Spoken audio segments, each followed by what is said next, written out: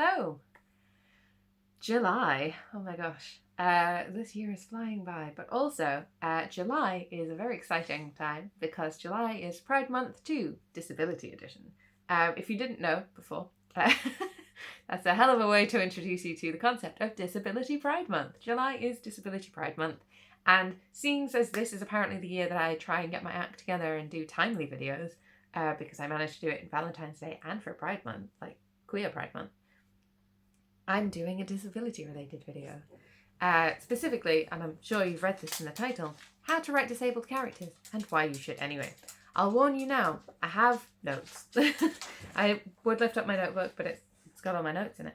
And I have got notes because I wanted to make sure I was covering all of the things I wanted to cover. Because this is a big deal on a couple of different fronts, right? It's a big deal on the front of, this is the first time I'm really talking about it, which is a big deal. And it's a big deal on the front of, not a lot of people do seem to talk about it. Like, I've looked around, I haven't found much. And maybe that is just me and what I can find, for sure. But I do wonder if that means that a lot of the time people aren't talking about it. Because a lot of the time it's that thing, isn't it? When you're a disabled person, when one is a disabled person, there's an element of, well, not every disabled person has to energy budget, but a lot of disabled people have to energy budget. And it's that thing of, do you want to spend your energy talking on YouTube about how to write pretend people who have disabilities or not? And apparently I do. So why should you listen to me is always the first question in these kinds of situations, because it's one of those ones as well where it pops up a lot as like, talk about your expertise. You know, if you've ever been on one of those, like, if you've ever been on a course for business, like any business, any job, if you've ever been on a course for it, 9 times out of 10, the person will introduce themselves. They're like, hi, I'm Will Salisbury McGrath, and I know about this because I've been doing it for years. And it's like, hi, I'm Will Salisbury McGrath, and I know about disability because I've had one since I was born. Right? So specifically, in case you're there like, what is it? What's going on? Oh my gosh. Basically, I have complex intersecting physical disabilities. I'm not going to specify what ones they are because it's medical information, but I do have complex intersecting ones, which basically means I have more than one physical disability and they interact with each other in very unpleasant ways. And they affect my life all the time. I also have, it's also what's termed as an invisible disability because you can't see it by looking at me. And it's a dynamic disability. I don't know why I'm putting these in bunny ears. It is a dynamic disability because the way that it affects me and the extent to which it affects me changes and fluctuates. It's dynamic. I also have a specific learning disability, which is dyslexia, which I would term under this disability label as it is termed under the Equalities Act 2010, which is only really relevant if you live in the UK. But it is counted under that, so I'm counting it here. That's my qualifications when it comes to disability. Actually, that's not all my qualifications when it comes to disability. The other qualification that I have when it comes to disability is, and this is where I normally gesture to my wall of books, but I'm not in my office right now because it's way too hot in there because of the way the windows point. And it's, July. And we're in a heat wave. But all of my books, I'm gesturing anyway, it's not there. All of my books, I have 6 books out right now and a 7th one coming as soon as I can shape one of my feedback people into doing the job. I have 6 books out right now, a 7th one coming, and every single one of them has a disabled main character in it. And disabled side characters too. So I've got experience from the perspective of living with it and writing it. Do with that knowledge as you will. I mean, ideally don't fuck about, but like, do with that knowledge as you will. Trust it as much as you want to, but here we go. I'm going to start with the second half of the question, as I so often do. It's less of a how and why and more of a why and how. Why should you write disabled characters, right? Like, a lot of people ask this question. It is so, don't worry, I'm not going to jump on you with statistics about this. Like, that's not what I do here. But like, a lot of people ask the question or like pose the statement of they don't understand why disabled characters exist in, for example, sci-fi and fantasy. Why would a disabled character exist in a D&D campaign? Why would a disabled character exist if there's magical healing, if there's super like cool sci-fi healing? Why would you still include a disabled character? And I see where they're coming from to an extent, right? The logic behind that is, in a world where you can heal anything, why would people be in pain, right? In my most generous interpretation of that, that's what I imagine people are asking. Why would you let people be in pain if you are creating a world where that could be fixed and they don't need to be in pain anymore? Why would they still be facing some challenge that disability poses if you're creating the world and you don't have to provide that to them? And the answer to that question, if it's asked in that genuine way, is because it's pretend. For some people, a curative narrative where disability doesn't exist anymore or it can get cured is the dream, right? For some people, that's the goal, that's the dream, that's everything. That's the fantasy.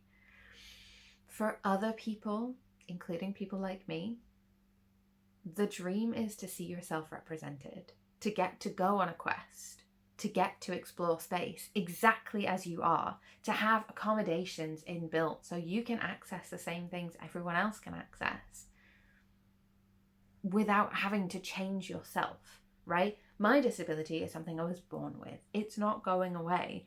It's going to be there. It's been there literally since I was born, and it will be there literally until I die. There is no cure. No one's looking to make a cure. There's barely even a treatment plan for what I have. And I have to be okay with that day to day, every single day, that I am faced with something challenging because of my disability, where I am faced with intolerance from people because of my disability every single day. I have to be okay with the fact that that's my life, right? So when it comes to escapism and exploring a fantasy world or a sci-fi world or a tabletop role-playing game world, being able to be me unapologetically, exactly as I am, or see someone who is exactly like me physically, and again, this is just from a disability perspective, is so empowering, and it's so nice, and it's such great escapism, because I can't really, well, I can because I'm very imaginative. A lot of people like me can't necessarily imagine themselves walking really far on a trek for a quest, right? Because a lot of people like me can't walk that far. And so there's a level of escapism and identifying with the character that you're kind of barred from. And it's the same thing that like lots of people from like marginalized communities talk about. Queer people talk about having to like process straight or cis characters through the lens of queerness if they are never given access to queer characters.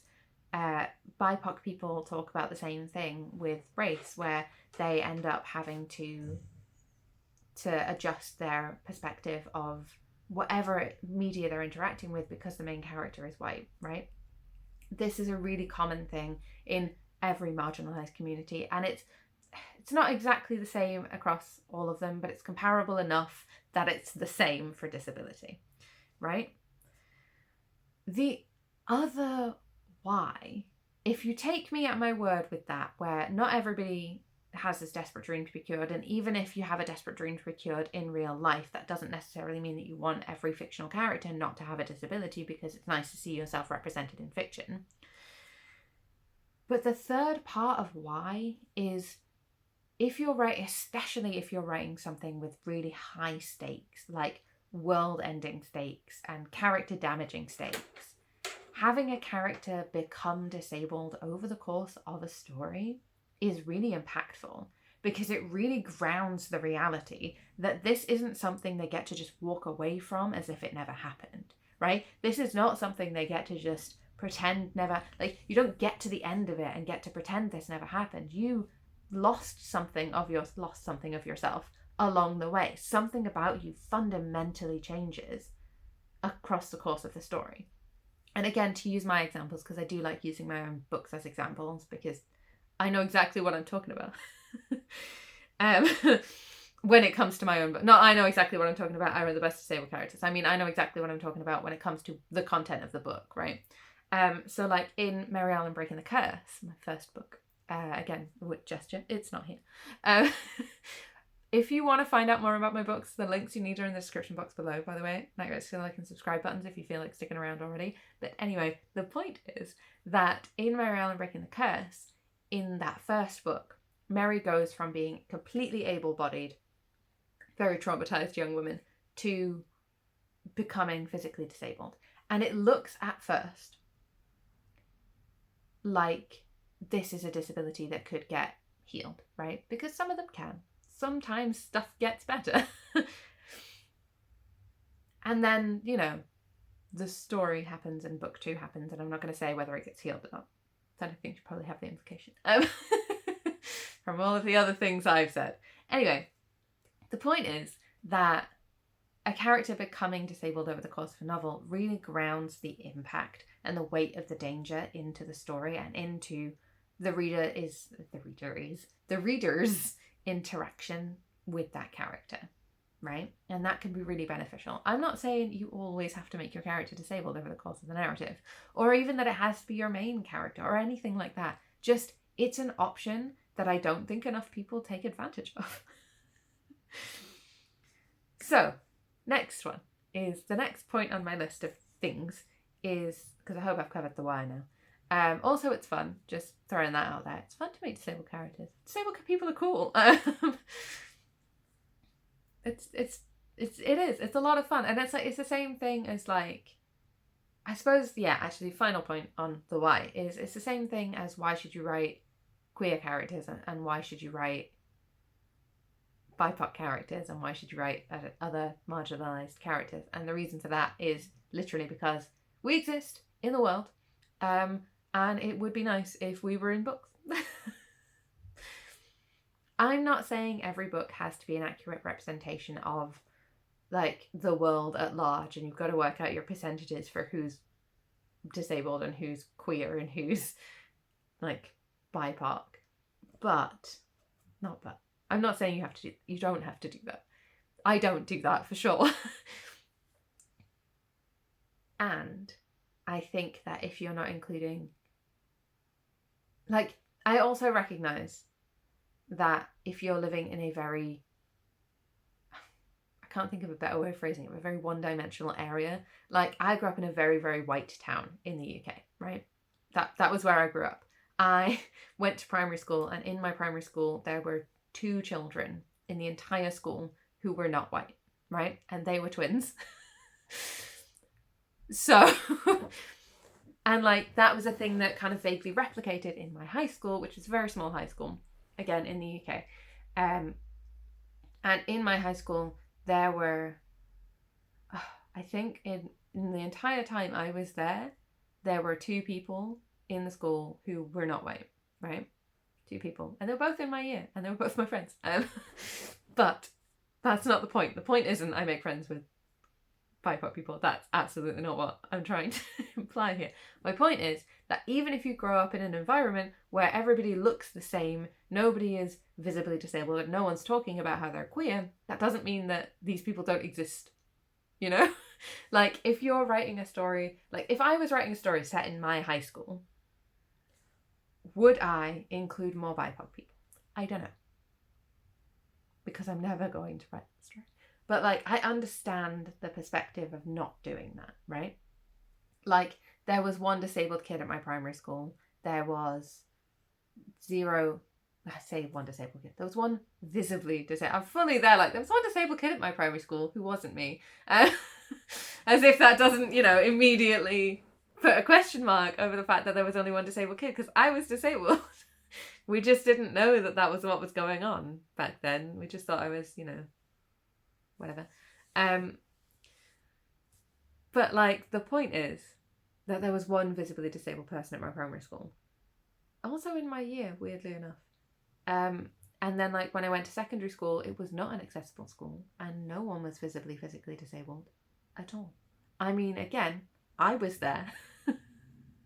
So there was a disabled student, but the point to all of this is I understand the perspective of coming at it and replicating the world around you, or if you're setting it in a very specific location, or in a very specific time period, or in a very specific, I don't know, very specific specifics. Bearing in mind, I don't do contemporary, so I don't really have anything to say about that. But like, when you're coming at it from that perspective, I do understand the, maybe reluctance is the best word. Like, if you were writing a story that's set in the era in, I can't remember when it is because dates are not my friends, but that's the dyslexia. But in the era in Japan where they've closed their borders and only Japanese people are there, then obviously you're only going to write about Japanese people, right? That's a thing. But if you're not in that hyper-specific situation and you're just thinking, well, Will says to represent the world around me, and the world around me is really white and able-bodied and all of that jazz, I think you're coming at it from the wrong perspective. That's what I'm trying to say. It took me a while to get there, but I've landed there now. Now, on to my current top 3 favourite disabled characters, examples of disabled characters for you as good examples, right? As examples that are very helpful to clarify the variety of styles of disabled character, right? And 2 of these are a book. 1 of these is a manga and anime series. And I think it does have a movie, but I haven't seen the movie, so don't hold me to the movie standards. And obviously I recognise that not everyone has access to these books, or this manga / anime series. So, like, these are just some examples. It's not an exhaustive list. I wanted to only do, like, a small number, and I picked 3 because I like the number 3. So, my first one is Nathan Northland from True Love Bites. Hunger Pangs, True Love Bites by Joy D'Amaro. I don't know why I messed up that title. It's one of my favourite books. Again, this is one of those glorious moments where I'd be like, here it is. I don't have a physical copy. I only have an ebook. But it's on my phone, which is what I'm filming on, so I can't show you it. But Hunger Pangs, True Love Bites by Joy D'Amaro. Nathan Northland is one of the 3 main characters of that book. He is physically disabled. He was shot in... He's a werewolf. Context. He was shot in the wall. There's a wall. He was shot in it with a silver bullet. They think they've pulled out the silver bullet. He's not getting better. Well, he's stabilised, but he's not getting better. And it's affected him in a lot of different ways, including he cannot currently transform into a wolf. He has pain in... He got shot in the shoulder. I don't know which shoulder. I'm just going to imagine it's this shoulder. I can't remember. Lefts and rights, not my friend. I'm very dyslexic. Every time something happens and I go into a doctor and they're like, right, which side of you has done the thing? And I'm like, this one, that one. And then if I'm on the phone with them, they're like, right, which side of you is it? And I'm like, you can't see me pointing, so I don't know. Anyway, the point is he gets shot in the shoulder and he gets like arm pain. He can't use it very well, all of that jazz. He also has deafness, is deaf. Whichever one of those is the right way of phrasing that, because my brain is not filling that in. He is also deaf. There we go. And he has chronic pain because of this injury, right? His disability is a focal point of the first book. The second book is in the works. His disability is a focal point of the first book. And it is both being allowed to exist as a disabled person and coming to terms with existing as a disabled person and becoming kind of okay with it, and a certain level of treatment that he gets that helps to balance some of the more difficult aspects. So like he gets hearing aids so he can hear better, which is lovely because everybody likes that. Well, not everybody. A lot of people like that. He gets like treatment to help with his chronic pain. He gets a shoulder brace to help him with his shoulder, you know, like all of that kind of stuff. It's all good stuff, and it's a focal point, and it's a vital piece of the overarching story narrative, not just for the character arc, not just for the romance, because it is a romantic book, but also for the overarching storyline, right? So it, as his disability fits into these three different layers of plot: character arc, romance story, and overarching like plotty plot. And I think that's really amazingly done. I will also say that Joy D'Amara is a disabled author. She's very open about the fact that she has a disability. So like, obviously that, I was going to say that helps, but like that's relevant to the conversation we're having here. The second person I've got on my list is Edward Elric from Full Metal Alchemist. And the amount of people, when I bring up Edward Elric, who go, he's disabled? He is missing an arm and a leg. Yes, he's disabled. Also, as you get further towards the end of the narrative, no spoilers, although it is old now, no spoilers, you find out that his growth is being stunted by something for reasons. So the reason, like, there's this whole thing about how he's quite short, and like he's really annoyed about people calling him short. And you find out that there is actually a reason for that, that it's not just happenstance, that it is part of his disability. Edward Elric is a great example, again, because so in Full Metal Alchemist, if you haven't seen it, if you have no idea, the premise is that the premise is complicated and confusing. We're not going to get into that. Edward, as a person, is an alchemist, and he has a prosthetic arm and a prosthetic leg, right? They are, I've forgotten the word for it, but they're automail, that's what it's called. It's called automail, but basically it's like sci-fi prosthetic. So he can use his prosthetic hand just like he uses a regular hand. He can use his prosthetic leg just like he uses a regular leg.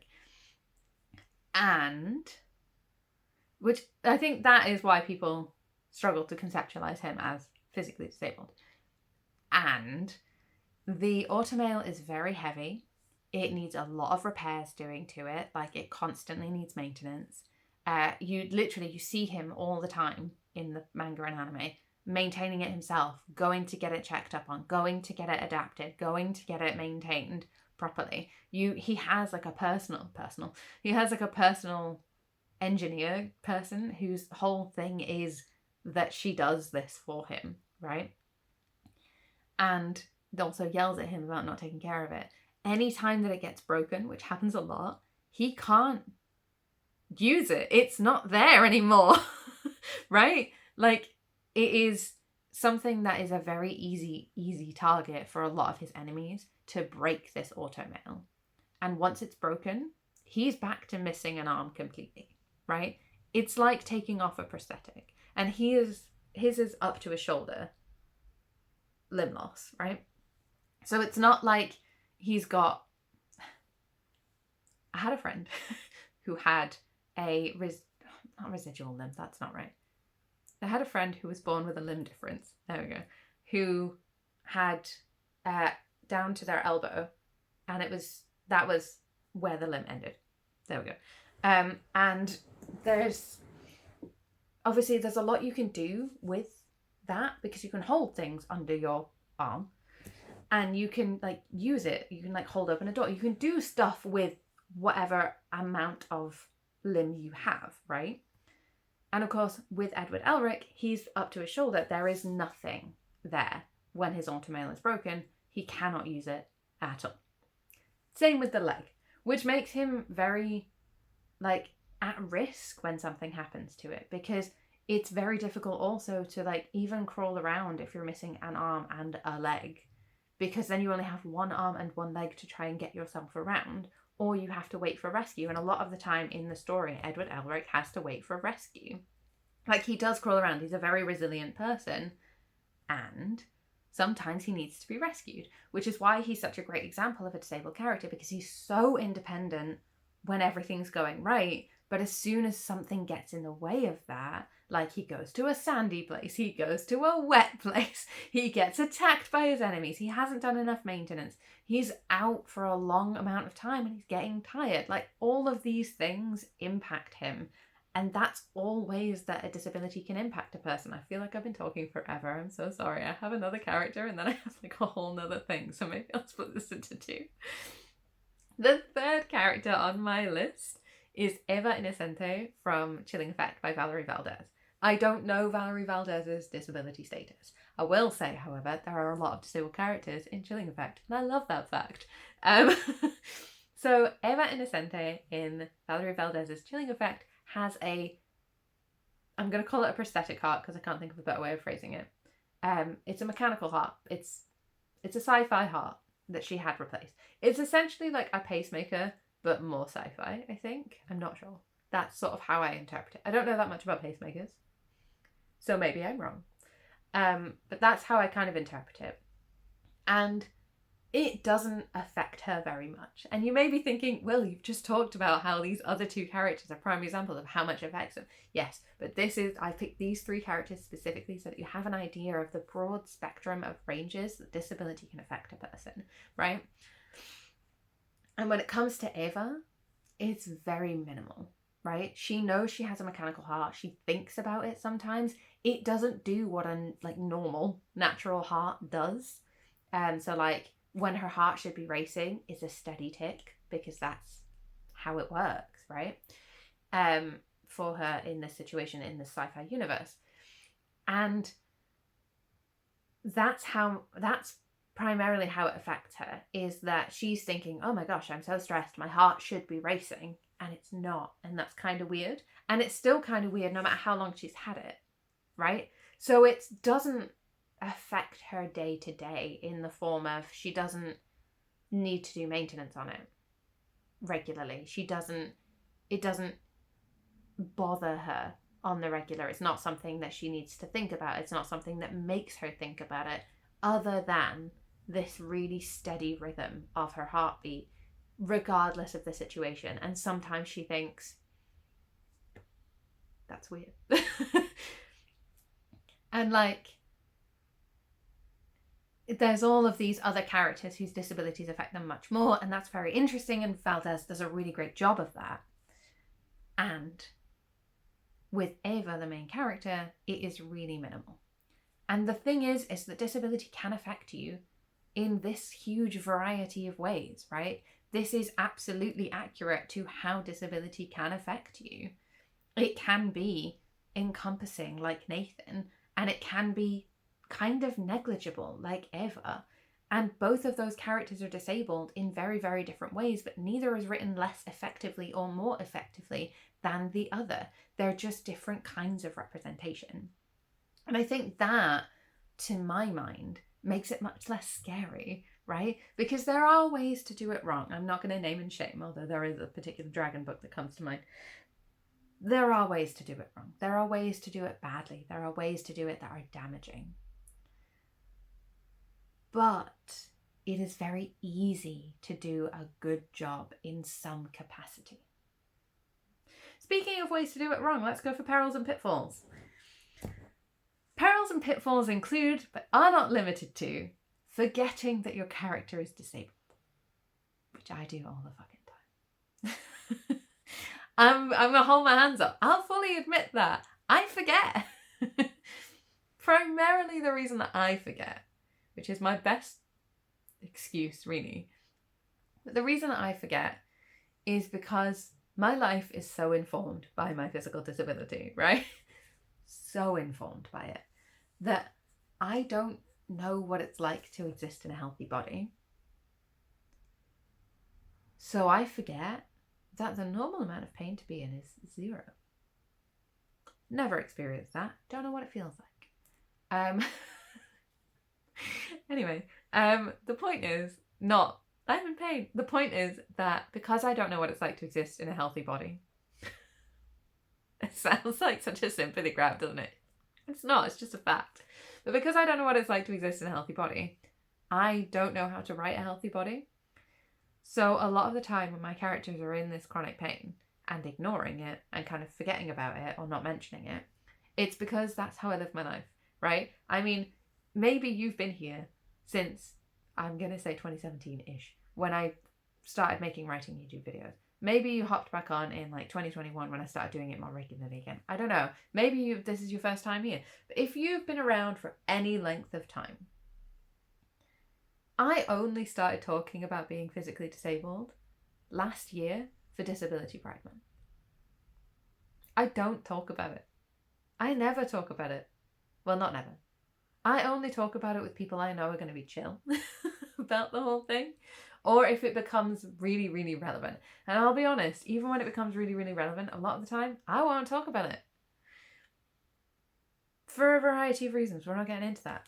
But like, because I don't talk about it, I don't think about it. And because I do think about it because I exist in a disabled body and I have to. But like, I don't think about it in a way that would be helpful to extrapolate for writing. Because it's very difficult to, even if you're having a character like Matter from Unlicensed Delivery who has a chronic illness, even if I, as a human person with a disability, I'm thinking about how am I going to energy budget, what's going on with my pain, what can I do, blah, blah, blah, blah, blah, blah, blah, blah, blah. And I can put that into a character. For someone who is not physically disabled, that's really confusing and really difficult to understand. Albeit, actually, I'm going to caveat that for someone who's not physically disabled and isn't in close connection with someone who's physically disabled. So, like, for example, my wife really understands all of these pieces of physical disability because she lives with me and she sees me all the time and she probably knows what's going on in my body better than I do half the time because I'm a little bit distanced from that because otherwise there's a lot of pain. And she's looking at me going, are you in a lot of pain? Sometimes when I haven't realised I am because I'm not thinking about that because I don't want to think about that. Anyway, don't forget your character has a physical disability. I actually have a list of how to fix this, but it's on the next page. So we'll do solutions after, right? The second thing that is a peril and pitfall is playing too fast and loose with it. So that would be things like, again, a certain dragon book comes to mind, but that's things like letting your main character or whichever character of yours has a disability, let's call it your main character, letting your main character do really exciting, like, physical stuff 1 minute, and then they're kind of fine afterwards, but then in a different situation, in a different situation, like a much physically easier situation, they're, oh no, I'm too disabled for that. And it's like, again, I will say, dynamic disabilities are a thing. Sometimes people can do things that look really, really physically demanding 1 minute and then can't open a jar the next minute because of the way their disability affects them. And more often than not, when it comes to... Sorry, Porthos is in his boat and he just went, which is really cute. It's not as cute when I do it. He's got a very black face and a very pink tongue. Anyway, Porthos is my dog, if you don't know. That, I imagine, was very confusing if you did not know that. Anyway, the point is that dynamic disabilities are a thing, and you can do the thing, there's this whole concept called pacing, I'm not going to get into it, but basically you can do the thing where you expend too many energy points doing a big exciting thing, and then you crash out for the next 5 to 7 business days, or whatever, and you can't do anything, you can barely lift a glass to your lips, and like, that is a thing that some people experience, and it is a thing that people who experience it tend to try and learn how to manage better so that that doesn't happen, but it is a thing. And obviously if you're in a dire situation, like a character in a fantasy or sci-fi book, you are likely to come up against just having to push through stuff and then feeling real bad afterwards, right? That is a thing that you're probably going to have to put your character through at some point. But basically what I'm saying is, when you're creating a disability for a character, there has to be some kind of consistency involved in that, or an explanation as to why they can do some stuff sometimes and not at other times. So like, I'm not naming names, but if your character can ride a dragon, 1 minute with no problems, but can't do the sexy times without dislocating a hip, that's inconsistent with itself. And it doesn't make sense. That would be playing fast and loose. And if you know what book I'm talking about, please don't make we're not naming and shaming. I'm just sharing an example of a time that I think it was done badly. The next thing on my list is not having a pain flare or any actual like trouble, I'm gonna call it, shown on the page. So like, for example, Matter has a pain flare on the page in Unlicensed Delivery. No, for example, like you have a disabled character, you've talked about how they're disabled, and they have a chronic pain condition, right? But they never have a pain flare on the page or even referenced on the page. At which point, do they even have a chronic pain condition? And like similarly, when it comes to another physical disability, if they are facing no trouble from their physical disability, it's a little bit invalidating to the lived experience of disabled readers who might be reading it. Example, Geordi LaForge in Star Trek Next Generation. The sentences that come out of my mouth. Geordi LaForge from Star Trek Next Generation. He is most of the time absolutely fine because he's wearing his visor. He's a blind character. And most of the time he's absolutely fine because he's wearing his visor, right? And his visor allows him to see. Because it's a medical intervention, it's a medical device. Cool, fun stuff. If something happens to the visor, which it does sometimes, he is now blind, right? Again, he's always blind. But he is now, it's like losing your hearing aid. You can't hear if you've lost your hearing aid. You can't see if you've lost your visor. You can't walk if you've lost your prosthetic leg. Well, yeah, you can't walk if you've lost your prosthetic leg unless you have crutches. At which point you can again. But like, this is my point. My point is that kind of trouble, as bad as it might feel sometimes to put it on the page, it's valuable to put it on the page because it is really validating to the experience of disabled people who might read it. And also because it's very demonstrative for people who are not disabled, who could very easily put this character's disability out of their mind. Like I said with Edward Elric, a lot of the time people don't even realise he's disabled. Despite the fact that he comes up against these challenges all the time. People have this image in their head of what disability looks like. And it's very difficult to get them to open that worldview a little, which, again, as someone with an invisible and dynamic disability, is very, very difficult to deal with. The next thing on my list is actually the sort of opposite of the first one, which is, the first one is obviously forgetting that your character is disabled or letting your reader forget that your character is disabled. This one is going too hard and not letting your disabled character have any independence, right? This is a really common one in a lot of contemporary stuff. And it's a really common one, especially if they get a non-disabled actor to play a part in like a TV series or movie, where they obviously don't really know what it's like to have this physical disability, and therefore the whole team isn't doing the best job of creating pockets of independence. Obviously, different disabilities affect people in different ways. That's sort of how this works. And so depending on what disability you're giving to a character, or what type of disability, or how you're going to disable them, sounds like you're going at them with a crowbar, but depending on all of that, their independence level is going to vary massively, right? Everybody has a different level of independence.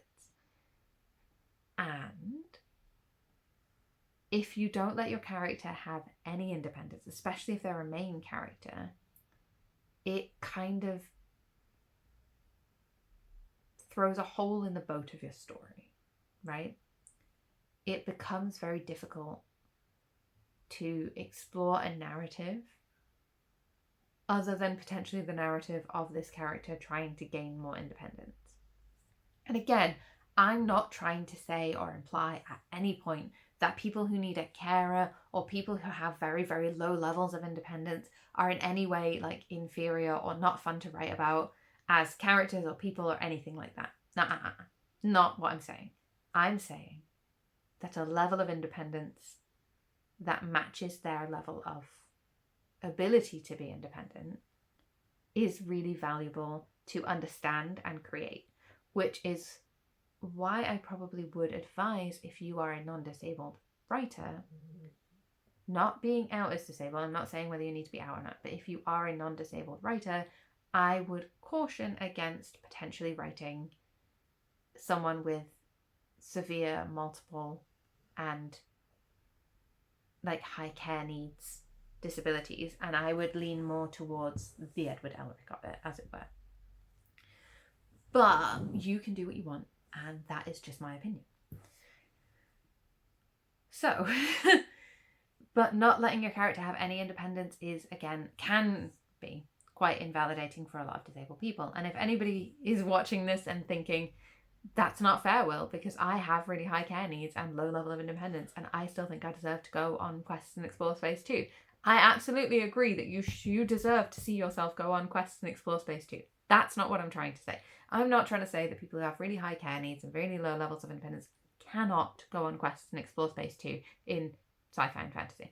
I'm saying, if you don't know what it's like to experience that, if you don't have a really close friend or a family member or someone you love who loves you, who is in a position like that, and you have a really great level of understanding of it, I think that might be too challenging, especially to start out with. That's something that requires a lot of understanding and knowledge to be able to accurately portray. Whereas something, I don't want to say easier, but something that gives someone a higher level of independence allows you to write a more independent character. And by writing a more independent character, you have more scope to play with what their disability does and doesn't affect. And the final thing, and the final peril and pitfall, is not knowing how your character's disability affects them. That's a really bad idea, because if you don't know, your reader doesn't know. And if your reader doesn't know, nobody knows. And you might as well have not made them disabled in the first place. Solutions to these perils and pitfalls. This will be the end of this one, and I will do another video because this is getting long and I don't want to keep taking up your time. So this is part 1, it turns out. Solutions to these perils and pitfalls. If you are at risk of or are forgetting that your character is disabled, or you're not putting it enough on the page, you can have a feedback or edits stage that is specifically dedicated to ensuring that their disability is very, very clear on the page, right? If you are struggling with fast and loose and you're not quite sure, if you're struggling with playing too fast and loose with their disability, like sometimes they can do stuff, but then the next time they come across it, they can't do it anymore. What you need to do is figure out why they can do something sometimes and not other times, and put that on the page. When it comes to not having enough disabling moments, again, the solution to that, very simple. Have a disabling moment. Like with Matter in Unlicensed Delivery, they have a pain flare that's a whole chapter long, right? A whole chapter is just Matter in a pain flare and how they deal with that and how people on the ship deal with that.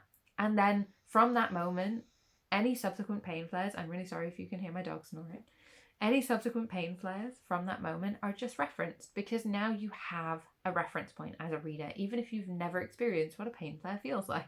And honestly, I hope you don't.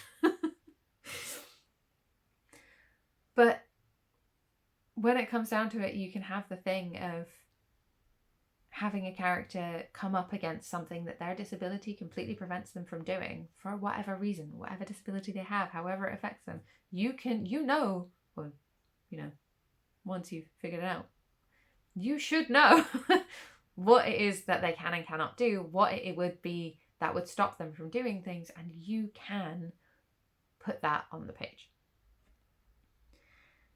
When it comes to going too hard and not giving them enough independent moments, shockingly enough, the solution to that particular problem is give them more independence. And then finally, if it is that you don't know what disability they have or how their disability affects them, research is your best friend. You knew I was going to say this. If you watched any of the How to Write LGBT Characters and Why You Should Anyway videos, you know that research is the answer to every question. My recommendation here is a little bit more in depth. Bear with me. Basically, if you're going to give them a real disability that actually exists in the world, that's why I put it in bunny ears, a disability that exists in our world, research that disability. Look for, again, this is the same advice I give in How to Write LGBT Characters and Why You Should Anyway. Look for, like, not just medical articles. I mean, I don't say it as medical articles and that, but don't just look for, like, articles about it. Look for first-hand personal accounts of it, right? Look at the ways that people, like, hack their disability. That's the thing. Look at the ways that people manage things for themselves that are and are not medical intervention. Look at people's, like, chronic illness diaries or whatever. Like, really look into it and try and find first-hand personal accounts where possible. Especially because medical literature is really complicated and really dense and really hard to access. Although that might partially be because of the dyslexia. Anyway, if you are making up a disability, which is completely fine to do in sci-fi and fantasy, right? Completely fine. Don't let anyone try and pretend that it's not okay to come up with a fake disability for your characters, especially in sci-fi and fantasy. What I would recommend is researching some different disabilities that have the kinds of symptoms that you want your character to have. So, for example, Matter from Unlicensed Delivery. I really thought about whether I was going to do this, whether I was going to come up with something, or whether I was just going to talk about Matter again. Matter from Unlicensed Delivery has this chronic illness, right? And in the book, you find out what caused it. But basically, they were in a... It's kind of like a malnutrition-based thing. So Matter is a Wayan, that's a kind of alien in my book, and they need meaningful contact to survive. That's what they survive off. Like, food and drink is nice and good and helpful, but really what they need is meaningful contact. They need to make a tele-empathic connection with another person through physical contact. Fun times. And Matter went too long without for a specific reason that, again, we get into in the book. And subsequent to that, has this pain condition, right? And this pain condition affects them with, well, pain. But it also affects their ability to connect with other people, right? And I don't just mean in the form of, like, a lot of disabled people have trouble connecting with other people. I mean, like, physically, that meaningful touch thing that they need to survive is now more difficult. Fun times.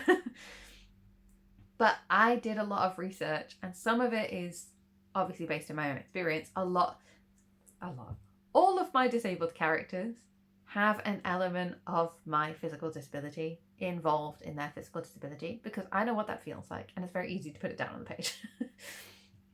But when it comes to Matter, I also did a lot of research into other similar disabilities. All of the things, so there's a lot of, I can't remember what it's called now, but there's a lot of, like, when you're looking for a diagnosis, if you never have, I'm so glad for you. It's not a fun time. When you're looking for a specific diagnosis, there is this thing that medical professionals have to do their due diligence to ensure that it is this thing and not that thing. Because for a lot of these conditions, symptoms are very, very similar. Like the symptoms of, let me think of something. The symptoms of MS from the outside look a lot like the symptoms of fibromyalgia, and a lot like the symptoms of EDS, and a lot like the symptoms of, like, a lot of other things. And so as a medical professional, your due diligence is figuring out which one of these things it is, because each one has a slightly different treatment plan and each one affects the body slightly differently, right? So when it comes down to researching your pretend disability that you're making up, looking at these crossovers can be really helpful, because you can look at these different things and see what symptoms are common across all of them and decide if you want that as well. You can see what symptoms exist more exclusively in one or another and not across various different conditions. Like COPD and asthma have the same kind of treatment plan, but they're not the same condition, right? So I'm trying to think of literally any other disability I can describe this with. And, like, when it comes to, like, type 1 and type 2 diabetes, again, it's the same treatment plan. It's by and large, it's the same family of condition, right? Like, that, not by and large, it is literally the same family of condition, but they affect people in different ways. They develop in different ways. They are caused by different things. When it comes to the various different types of, for example, Ehlers-Danlos syndrome, they all, like, most of them have some symptoms in common, but they all affect people differently, and they potentially have different treatment plans. I mean, some of them have the same ones and some of them don't, and so on and so forth. So, like, when it comes down to coming up with your imagined and created disability, it's really helpful to go through and look at these kinds of things. Do you want it to be like miner's lung from mining the mines? Miner's lung from mining the mines on planet Gestalt 5, right? You can look up, like, if it's a real element that you're having them mine, you can look up historically what mining that element has done to people. If it's a pretend element that you've come up with, like porthonium from Gestalt 5, the moon of Enflank, the planet, and Enflankians are the only ones who get this disease because they're the only ones mining the mines in Gestalt 5 for porthonium. You can look up historically what people have got from mining. You could look up lung conditions that exist. You could look up, like, actually, I don't want it to affect their lungs. I want it to affect their eyesight. You can look up eyesight related conditions. I don't want it to affect their lungs. I want it to affect their intestines. Okay, cool. Well, is it like celiac disease? Or is it like IBS? Or is it like stomach cancer? Or is it like bowel cancer? Or is it like colitis, right? There's all of these different things you can look at, and you, again, when you're coming up with a disability that you've made up, it's entirely up to you which ones you use, but grounding it in a couple of different real conditions can be really helpful in making it feel real and making it be, I don't want to call it good representation, but it's the only way I can think of phrasing it. Okay, I've been talking for 52 minutes. I'm going to stop here and I will do my next video, which was originally going to be my work in progress video, but because it's only Disability Pride Month for July, we'll postpone that and I will do part 2 in 2 weeks' time. So again, if you want to read my books, all the links that you need to find them and my free short stories that I share every single week are in the description box below, right next to the like and subscribe buttons if you want to come back for part 2.